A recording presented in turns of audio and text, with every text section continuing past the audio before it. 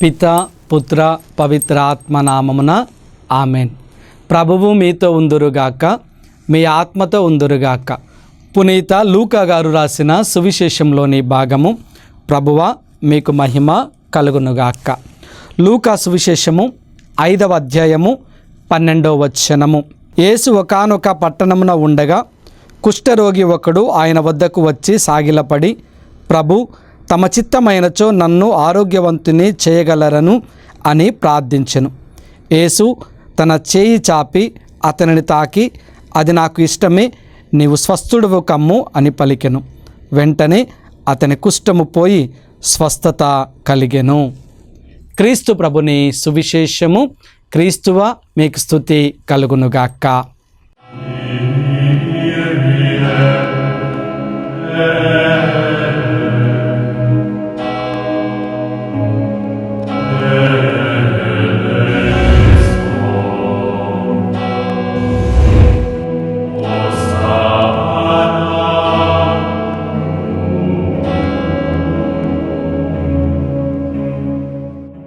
హల్లెలూయా, హల్లెలూయా.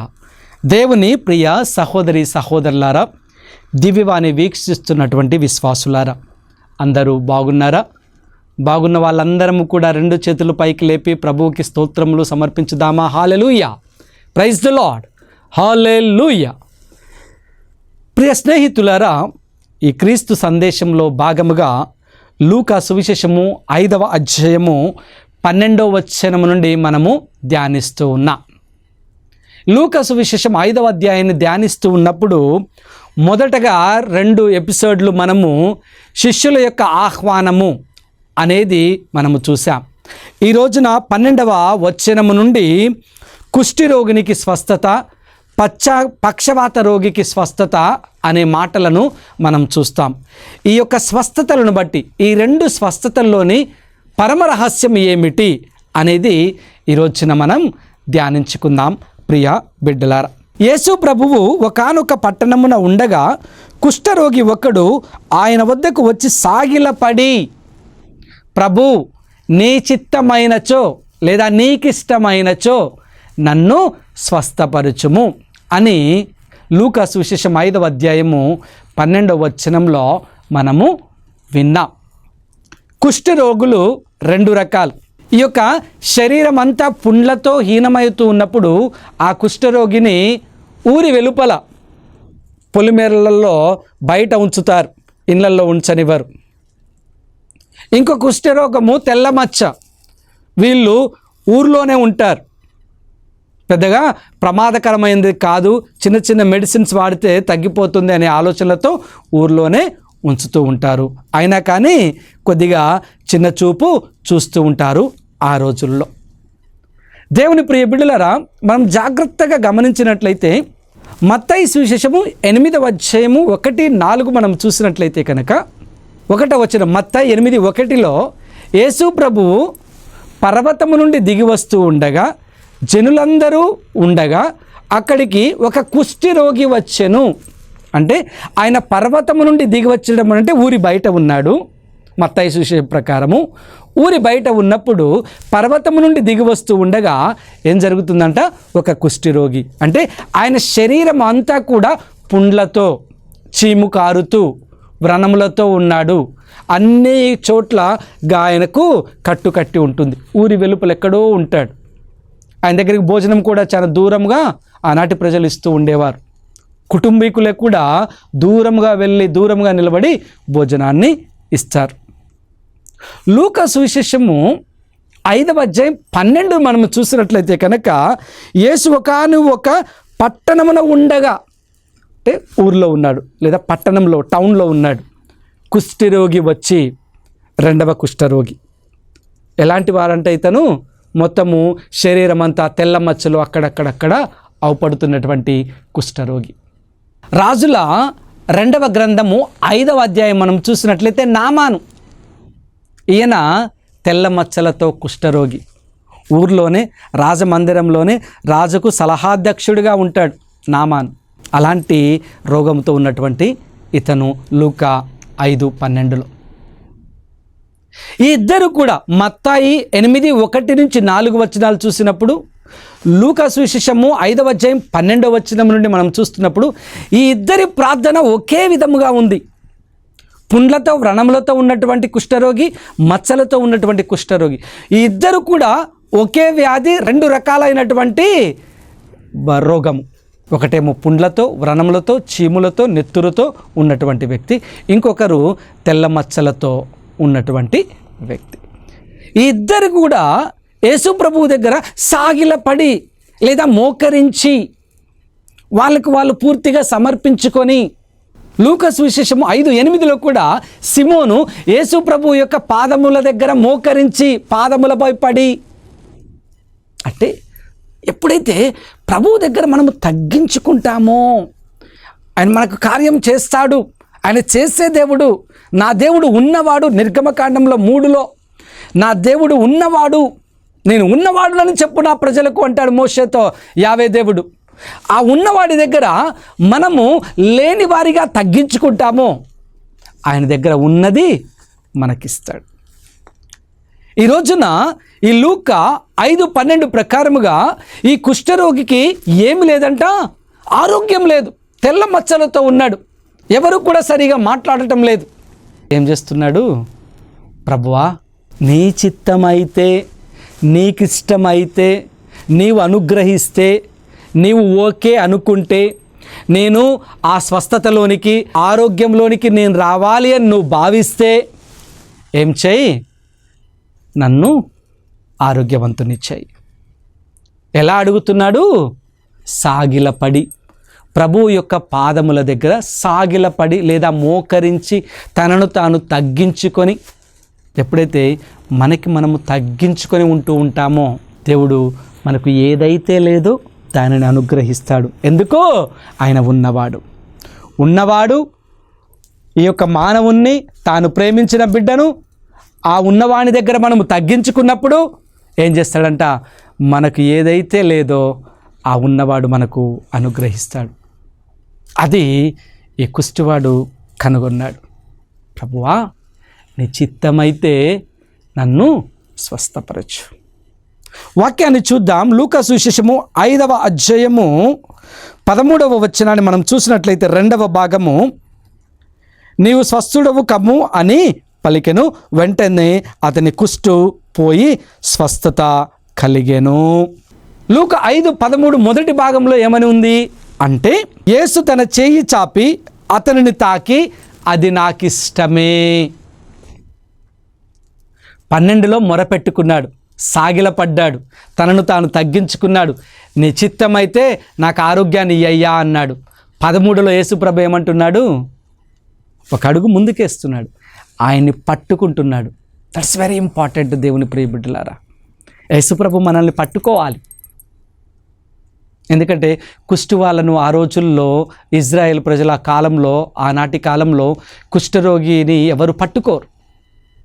ఎందుకంటే మళ్ళీ అది మనకు సోకుద్దేమోనని అంటరవాణ్ణిలో చూస్తూ దూరంగా ఉంచేవాళ్ళు.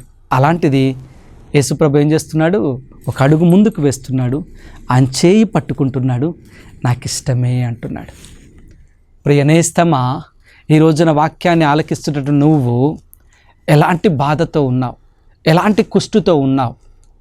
ఈ రోజున శరీరం మీద అవుపడేది మాత్రమే కుష్టు కాదు, మన ఆలోచన, మన మాట, మన చూపు, మన కదలిక అన్నీ కూడా దేనితో సమానమంట? కుష్టుతో సమానం. ఇతరుల మీద చెప్పే చాడీలు, ఇతరుల మీద నిందలేసే పద్ధతి, ఇవన్నీ కూడా కుష్టుతో సమానం. భలే నిందలేస్తారు, అల్లుకొని పోతాయి, వెంటనే నమ్మేస్తారు ప్రజలు. నిందలు వేయడంలో దిట్టగా ఉన్నాం ఈ రోజుల్లో మనందరం. ఒకరి మీద నిందలు వేయడం అంటే సంబరం. అక్కడ నిజం ఏంటి, అబద్ధం ఏంటి అనేది పరిష్కరించాం. వాళ్ళు చూశారట, కల్లారా చూశారంట, వాళ్ళ కౌపడ్డారంట. రకరకాలమైనటువంటి దేవుని ప్రియ బిడ్డలారా, లేని దానిని ఉన్నట్టుగా చెప్తూ ఉంటారు. కుష్టు. నేను ఈ వాక్యాన్ని చదువుతూ ఉన్నప్పుడు ఎప్పుడు అనుకుంటా, ఈ వాక్యం చదువుతున్నప్పుడల్లా కేవలం శరీరానుసారంగా వచ్చే అవుపడే కుష్టు కాదు ఇది. మానసికంగా, ఆలోచనలతో, మాట్లాడుతున్నప్పుడు, తలంపులలో, నిందలు వేయడంలో, కోపములు, ఇవన్నీ కూడా కుష్టుకు కారణాలు. మరొక అర్థం, నానార్థాలలో ఇది కూడా ఒక అర్థం. మనం ఒకటి మాట్లాడితే దాన్ని మార్చి చెప్తారు కుష్టు. ఇలాంటి వాళ్ళందరూ యాడికి రావాలంట? ప్రభువా, ఈ కుష్టుని, ఈ మార్చి చెప్పే కుష్టుని, నిందలు వేసే కుష్టుని, అహంకారాన్ని, కోపాన్ని, గర్వాన్ని, అంతస్తులన్నిటినీ అయ్యా నీ చిత్తమైతే తగ్గించు అని ప్రార్థన చేయాలి ఈరోజున నీవు నేను. ఆ యొక్క కుష్ఠవ్యాధి ప్రార్థన చేయటం సరి అయినది. శరీరానికి పట్టింది కాబట్టి వదిలించుకున్నాడు. మరి శరీరానికి కనపడినటువంటి కుష్టుతో మనందరం బ్రతుకుతున్నాం. దాన్ని వదిలించుకోవాలంటే చాలా సమయం పడుతుంది. ఆ సమయం త్వరగా రావాలి అంటే ఆయన్ని మోయాలి ఫస్ట్. ఆయన్ని మోసినప్పుడే ఆ ఆలోచనల నుంచి బయటకు వస్తూ ఉంటాం. ఒకప్పుడు నేను కూడా నిందలు వేస్తూ ఉండేవాడిని. ఎవరైనా చెప్తే వెంటనే నమ్మేవాళ్ళు, చిన్న చూపు చూస్తూ ఉండేవాడిని. కానీ దేవుడు మార్చుకున్నాడు. దేవుని ప్రియ బిడ్డలారా, ఎందుకంటే ఆయన వాక్యాన్ని చదువుతున్నాం, ఆయన్ని పట్టుకుంటున్నాం, ఆయన్ని అందిస్తున్నాం, ఎక్కడెక్కడో ఆయన గురించి చెప్తూ ఉన్నాం. ఒకరు చెప్పేది అంత ఈజీగా నమ్మొద్దు అని ఆలోచనలో పడ్డాను. ఆ సప్రసాదనాథుని ముందు సమర్పిస్తూ వస్తూ ఉన్నాను. ప్రభువా, నువ్వు నేర్పించు, ఎవరో చెప్తే కాదు కానీ నువ్వు తెలియపరచు. ప్రశాంతం. అలాంటి జీవితాన్ని మనం జీవించాలి. ప్రియ బిడ్డలారా, మార్పు అనేది మనం చూడాలి. మన జీవితంలో మనము మారినాము అని హృదయానికి తాకినప్పుడు ఇంకెవరిని పట్టించుకునే అవసరం లేదు. ఎందుకంటే ఒకప్పుడు నేను అలా ఉండేవాడిని, ఈరోజు నేను అలా లేను అనుకున్నారు, పర్లేదు. ప్రైజ్ ది లార్డ్, హల్లెలూయా. ఎందుకంటే నీ హృదయానికి ఆ పరమాత్మనికి తెలుసు నువ్వు మారుతున్నావు, మారావు అని. ఇంకొకరికి మనం నిరూపించుకోవాల్సిన అవసరం లేదు. ఎందుకంటే మన ప్రవర్తన, మన నడవడికనే ఇంకొకరికి నిరూపించుకునేదిగా ఉంటుంది. కానీ వెళ్ళిన ప్రతి చోటల్లా నేను మారాను, నేను అప్పట్లాగా లేదని చెప్పాల్సిన అవసరం లేదు. మన ప్రవర్తన, మన మాట, మన నడవడిక, మన పద్ధతి అంతా కూడా మనం మారిపోయాము అని ఇతరులకు తెలియపరుస్తుంది. కాబట్టి అలాంటి కుష్టు నుంచి ఈ రోజున దేవుడు నిన్ను నన్ను బయటికి రమ్మంటున్నాడు. బయటికి రావాలి అంటే ఇదిగో ఈ రోజున ఈ కుష్టివాడు ప్రార్థన చేసినట్లుగా సాగిలపడి మనల్ని మనం తగ్గించుకొని, నీ చిత్తమైతే, నేను అర్హురాలను అని నీవు అనుకుంటే నాకు స్వస్థత నీ అయ్యా అని ప్రార్థన చేసినప్పుడు యేసుప్రభు కరుణామయుడు. దేవుని ప్రియ బిడ్డలారా, క్షమించే గుణం ఆయనలో ఉంది, ప్రేమించే తత్వం ఆయనది, దయగలిగినటువంటి వాడు, కృపగలిగినటువంటి సర్వేశ్వరుడు. అందుకే ఆ కుష్టివాడిని ఏమంటున్నాడంట? చేయి పట్టుకొని, నాకు ఇష్టమే, శుద్ధుడివి కానీ. లూకా 5:13 మొదటి భాగంలో అంటున్నాడు. రెండవ భాగంలో ఏం జరుగుతుందంట? వెంటనే అతని కుష్టిపోయి స్వస్థత కలిగినది. ఎప్పుడు ఆయనకి మనం ఇష్టమై ఉండాలి. ఎప్పుడు ఇష్టమైతాం? మనల్ని మనము తగ్గించుకున్నప్పుడు. ఎక్కడ? ప్రజల దగ్గర కాదు. ఎక్కడ? మనల్ని మనం తగ్గించుకొని ఎక్కడ జీవించాలి? క్రీస్తు దగ్గర జీవించాలి. ఎప్పుడైతే మనం క్రీస్తు దగ్గర జీవించడానికి మనం అలవాటు చేసుకుంటామో, ఎక్కడికి వెళ్ళినా కానీ మనల్ని మనం తగ్గించుకొని జీవించగలుగుతూ ఉంటాం. కొంతమంది గొడవలకు పోతూ ఉంటాం, తగ్గింపు గుణం ఉండదు. ఒక తప్పు ఎత్తి చూపించినప్పుడు మనము 10 మందిని వేసుకొని గొడవలకు వస్తూ ఉంటాం. దాన్ని నిరూపించుకోవాల్సిన అవసరం లేదు. మన నడవడిక, మళ్ళీ చెప్తున్నాను, మన నడవడికే మనల్ని ఏం చేస్తుందట? హెచ్చించువానిగా చేస్తుంది. మనం మారినాము అని తెలియచేస్తుంది.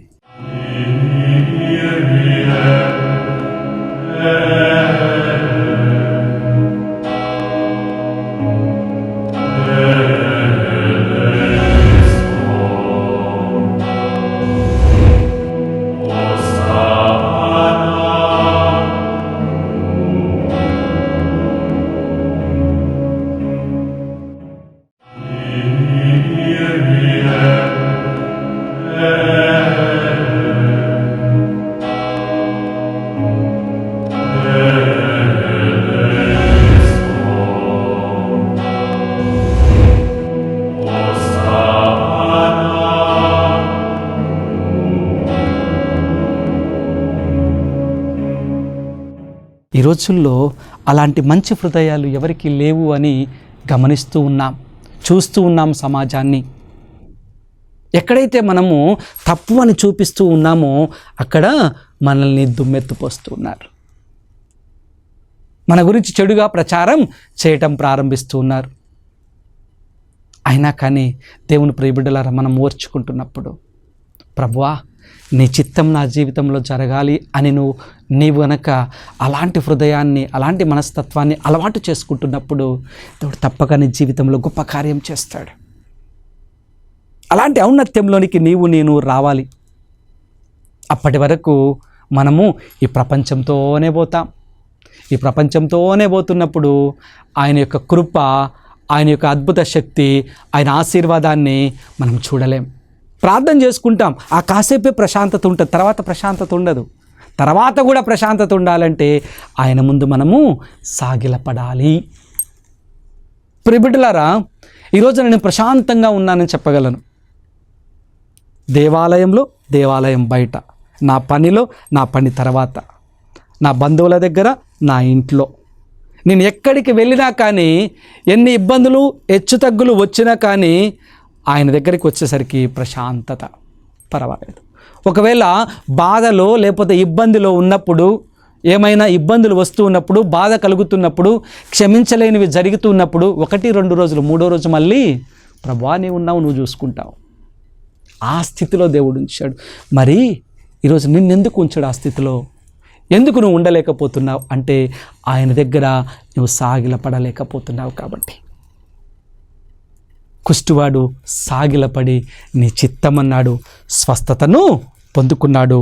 దేవుని ప్రియ బిడ్డలారా, లూకా 5:14 మనం చూసినట్లయితే, అప్పుడు యేసు ఎవరితోనూ నీవు ఈ విషయమును చెప్పరాదు అని ఆజ్ఞాపించి, నీవు వెళ్ళి అర్చకునకు కనిపించుము, నీ స్వస్థతకు నిదర్శనముగా మోషే ఆజ్ఞానుసారము కానుకలను సమర్పింపు అని వానిని పంపివేశాను.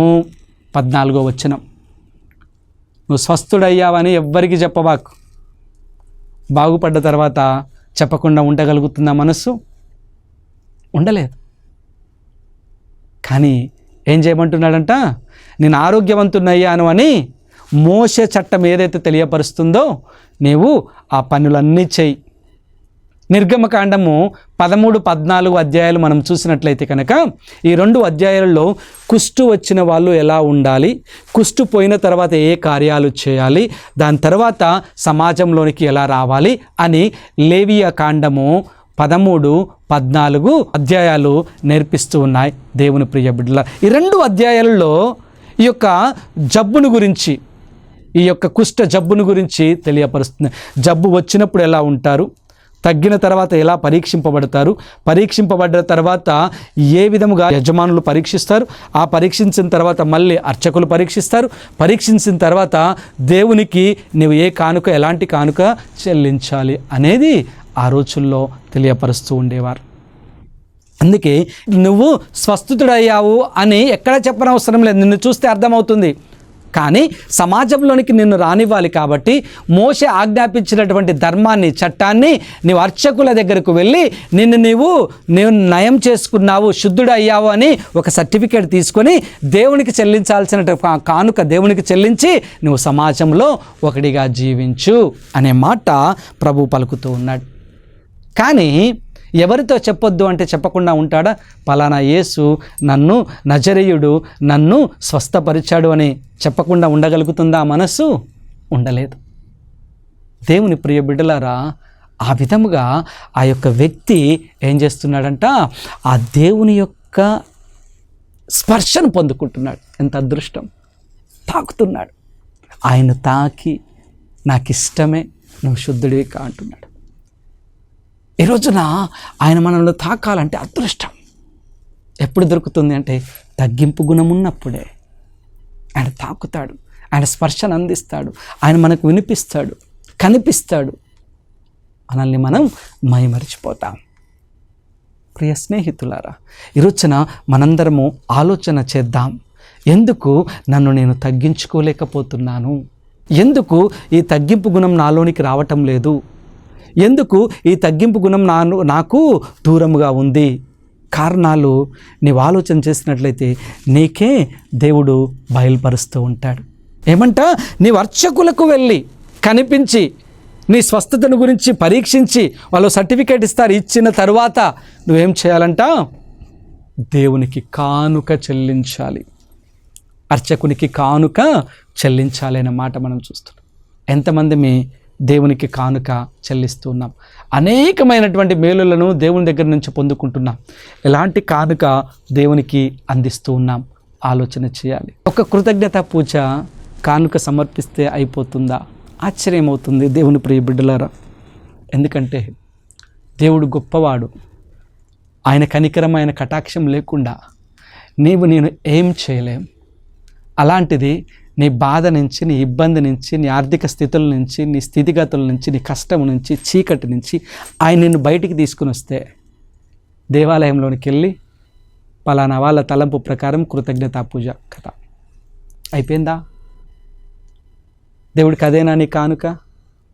నీ కోసం, నా కోసం ఆయన జీవితాన్ని, ఆయన శరీరంలో ఉన్న చివరి రక్తపు బొట్టు భూమి మీద పడేంత వరకు నీ కోసం, నా కోసం త్యాగం చేస్తే ఒక 100 రూపాయలతో ఇక్కడ కృతజ్ఞతా పూజ, ఇంటి దగ్గరేమో లక్షలు ఖర్చు పెడుతూ ఉంటాం. దేవుని బిడ్డలకి కానుకలు ఇవ్వటానికి మనసు రాదు. బయట బాటిళ్లకు ఇంకొక దానికి ఖర్చు పెట్టడానికి ఆలోచనే చెయ్యం. దేవుని యొక్క అభిషక్తులు అనే వాళ్ళకి ఆలోచన చేద్దాం. అవసరమా వాళ్ళకి ఇవ్వడం? అవసరమా గుడికి లేవా అని మాట్లాడుతూ ఉంటాం. బయటికి మాత్రం అవసరమా అంత ఖర్చు? అదే పేదలకు ఇచ్చినట్లయితే, అదే ముసలోళ్ళ మఠమో ఇంకొకటో బువ్వ పెట్టినట్టయితే ఆ తాగుడు ఖర్చు పెట్టేది, ఆ డీజేలకు ఖర్చు పెట్టేవి, ఇవన్నీ ఆ పేదోళ్ళకి, ఆ ముసలోళ్ళ మఠంలోనూ ఇంకా రకరకాలైనటువంటి ఆర్ఫనేజెస్కి మనం వెళ్ళి భోజనాన్ని అందిస్తే ఎంత సంబరపడతారు. అలాంటివి మనకొద్దు. మనకు కావాల్సింది 100 రూపాయల కృతజ్ఞతా పూజ, మిగిలిందంతా విచ్చలవిడిగా వృధా అయ్యేటటువంటిది. దేవుడు అనుకుంటాడేమో, నేను అనుకుంటా అనవసరంగా వీళ్ళకి స్వస్థతనిచ్చానా అనుకుంటారేమో, నేను భావిస్తూ ఉంటాను. దేవుని ప్రియ బిడ్డలారా, ఇక్కడ కుష్టివాడు సాగిలపడ్డాడు, ఆయన స్పర్శను పొందుకున్నాడు, ఆయన యొక్క గొప్పతనాన్ని తెలుసుకున్నాడు. ఆయన్ని విడిచిపెట్టకుండా ఏం చేశాడంట, ఆయనకు సాక్ష్యంగా నిలబడ్డాడు. లూకా సువిశేషం 5వ అధ్యాయము 15వ వచనాన్ని మనం చూసినట్లయితే, ఆయనను గురించి సమాచారము మరి ఎక్కువగా వ్యాపించెను. ఆయన ఉపదేశములను వినుటకు, రోగ విముక్తులగుటకు ప్రజలు తండోపతండాలుగా రాసాగిరి. ఆ మనసు ఊరుకుంటుందా దేవుని ప్రియ బిడ్డలారా? చెప్పొద్దున్నారు ప్రభు, కానీ ఊరుకుంటుందా? లేదు. అనేక మందికి సాక్ష్యంగా నిలబడ్డాడు. అనేక మందికి యేసు ప్రభు యొక్క గొప్పతనాన్ని, నజరేయుడైన యేసు నన్ను తాకాడు, నాకు స్వస్థతనిచ్చాడు, నేను సాగిలపడ్డాను, ప్రాధేయపడ్డాను, నాకు స్వస్థతనిచ్చాడు. అనేక మందికి ఆయన బోధించాడు. అనేక మందికి సాక్ష్యంగా యేసు ప్రభుని గురించి నిలబడ్డాడు. అందుకే ఏం చేశారంట, ప్రజలు ఆయన మాటలను వినటానికి, ఆయన ఉపదేశములను వినటానికి, రోగము నుండి స్వస్థతను పొందుకోవటానికి ప్రజలు తండోపతండాలుగా రాసాగిరి. ఈ రోజున మనం కూడా వాక్యాన్ని వింటూ ఉన్నాం. ఈ రోజున ఈ దివ్యవాణి ద్వారా ఈ ఉదయకాల సమయమున ఈ శుక్రవారం రోజున వాక్యాన్ని వింటూ ఉన్నాం. విన్న వాక్యాన్ని ఎంతమందికి మనం చాటుతూ ఉన్నాం? ఆ యేసుప్రభు నామాన్ని ఎంతమందికి మనం వినిపిస్తూ ఉన్నాం? యేసుప్రభు నామాన్ని చదివే విధముగా ఎంతమందివి చేస్తూ ఉన్నాం? మనం వినగానే సరిపోయిందా? ఆయన స్వస్థత పడగానే మెదలకుండా ఉండలేదు. యేసుప్రభు చెప్పొద్దనగానే చెప్పకుండా ఉండలేదు. ఎందుకంటే అది గొప్పతనం. ఆయన చేసినటువంటి మహిమ, ఆశ్చర్యకార్యం, స్వస్థత 10 మందికి చెప్పాలి. ఆ 10 మంది ఆ ప్రభు దగ్గరికి రావాలి, రక్షింపబడాలి, స్వస్థతింపబడాలి, ప్రభు యొక్క రాజ్యంలో స్థానాన్ని సంపాదించుకోవాలి. నేనొక్కనే సెల్ఫిష్గా ఉండకూడదు. ఆయన చెప్పొద్దన్నాడు. ఇది మంచి కార్యం, చెప్పకుండా ఉండలేం. కాబట్టే ఆయన ఏం చేశాడు, ముందుకు వెళ్ళాడు, ధైర్యం చేశాడు. నాకు స్వస్థతనిచ్చిన దేవుడు ఇంకొకరికి స్వస్థతనివ్వడా? నేను సాక్ష్యంగా నిలబడితేనే కదా ఇంకొకరికి స్వస్థత పొందేది, ఇంకొకరి కన్నీరు తుడవబడేది, ఇంకొకరికి సమాధానం దొరికేది అంటూ ఆలోచన చేయ అనేక మందికి తెలియపరిచినప్పుడు ఆయన యొక్క ఉపదేశములను వినటానికి, ఆయన ప్రసంగాన్ని వినటానికి, ఆయన చేతి తాకితే స్వస్థత పొందటానికి, ఆయన నీ విశ్వాసము నిన్ను స్వస్థత పరిచిందనే మాటను వినటానికి, ఆయన నీడ తాకటానికి, ఆయన అంగి తాకటానికి తండోపతండాలుగా ప్రజలు వచ్చారు. దేవుని ప్రియ బిడ్డలారా, ఈ రోజున నీవు నేను ఎంతమందిమే ఆయనకు సాక్ష్యంగా ఉంటున్నాం? ప్రార్థనలు బాగా చేస్తున్నాం మనం, నేను కాదన్ను, నేను ఎవరిని తప్పుపట్టను. We are praying. ఆ ప్రార్థన ఇంకా ఎంతమందిని మారుస్తూ ఉంది, ఎంతమందిని ప్రభువులోనికి తీసుకొని వస్తూ ఉంది అనేది ఆలోచన చేయమంటూ ఉన్నాను. ఈ రోజుల్లో దివ్యవాణి ప్రార్థనలు, దివ్యవాణి ఆధ్యాత్మిక కార్యక్రమాలు, అదే విధముగా ఇంకా ఆన్లైన్ ప్రోగ్రామ్స్ ఎన్నో. ఆన్లైన్లో ఎంతోమంది ముందుకు వచ్చి ప్రార్థనలు జరుపుకుంటూ ఉన్నారు. ఫోన్లలో, యూట్యూబ్స్లో, వాట్సాప్స్లో ప్రార్థనలు 4-5 కలిసి ఒక సంఘంలాగా ఏర్పడి ప్రార్థనలు చేసుకుంటున్నారు. గురువుల సహాయం, మఠవాసుల సహాయం కోరుకుంటున్నారు. కానీ ఈ ప్రార్థనలు ఇంకా ఆ యొక్క వాట్సాప్ గ్రూపుల్లో లేని వాళ్ళకి ఎంతమందికి చాటి చెప్తూ ఉన్నాం? నీ పక్కన వాళ్ళు లేకపోతే ఈ రోజున మేము ఇలా ప్రార్థన చేసుకున్నామని ఎంతమందిని జాయిన్ చేస్తున్నాం? ఎంతమందిని దేవాలయంలోనికి తీసుకుని వస్తున్నాం? ఈ యొక్క కుష్టివాడు అనేక మందికి చెప్పాడు కాబట్టి జనాలు తండోపతండాలుగా వస్తూ ఉన్నారు. ఎప్పుడు జరుగుద్ది అంటే మనల్ని మనం తగ్గించుకొని ప్రార్థించినప్పుడు మాత్రమే దేవుని ప్రియ బిడ్డలారా. అప్పుడు దేవుని యొక్క గొప్ప కార్యాన్ని మనం చూస్తాం. చూసిన దాన్ని 10 మందికి చెప్తాం. ఆ 10 మంది కూడా దేవాలయంలోనికి రావటానికి నీవు పాత్రుడవు, పాత్రురాలవు అవుతూ ఉంటావు అనేది గమనించాలి. అప్పుడే దేవునికి మనం ఇష్టమైన బిడ్డలుగా ఉండగలుగుతూ ఉంటాం. అందరం కళ్ళు మూసుకొని ప్రార్థన చేద్దామా? మహాపరిశుద్ధుడైన దేవా, పరమ వైద్యుడా, ఈ రోజున కుష్టువాని యొక్క వృత్తాంతాన్ని మేము ఆలకించి ఉన్నాం. తన యొక్క ప్రార్థనా విధానాన్ని మేము నేర్చుకోవాలని ఆశపడుతూ ఉన్నాం. నీ సన్నిధిలో సాగిలపడి నీ చిత్తమైతే, నీకు ఇష్టమైతే నన్ను స్వస్థపరచు అని హృదయపూర్వకంగా నీ సన్నిధిలో తనను తాను తగ్గించుకొని వేడుకున్నాడు.